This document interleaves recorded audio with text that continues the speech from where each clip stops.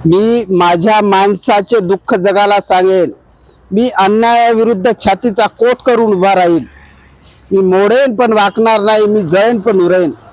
हे वाक्य आहे लोकशाहीर अण्णाभाऊ साठे यांचे। तर लोकशाहीर अण्णाभाऊ साठे यांची आज 105वी जयंती आहे।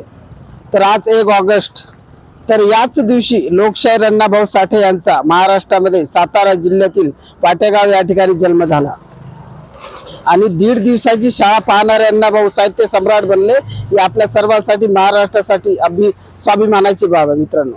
तर या ठिकाणी आयोजित मी भंडारा लोकशाहीर अण्णाभाऊ साठे चौक या ठिकाणाहून आपल्या सर्वांशी संवाद साधत आपल्या सर्वांना नम्र आणि कळकळीचं आव्हान आहे की कृपा करून या कार्यक्रमाला या। अण्णाभाऊ बद्दल ऐका, अण्णाभाऊ बद्दल वाचा, अण्णाभाऊ बद्दल शिका।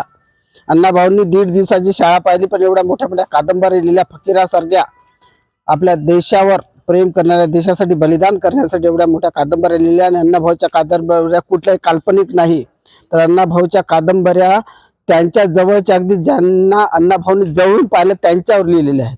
अण्णाभाऊंचं कुठलंही साहित्य काल्पनिक नाही। अण्णाभाऊंची फकीरा ही कादंबरी, या कादंबरीला महाराष्ट्र शासनाचा पुरस्कार मिळालेला मित्रांनो।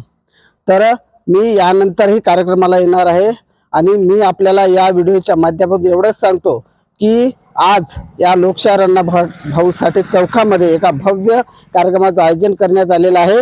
तर पहा, जगविख्यात साहित्य सम्राट लोकशाहीर अण्णाभाऊ साठे जयंती निमित्त भंडारा 105वी जयंती सोहळा गुरुवार दिनांक 1 ऑगस्ट 2025 ला सकाळी 11:30 वाजता पासून हा कार्यक्रम सुरू होणार आहे आणि स्थळ लोकशाहीर अण्णाभाऊ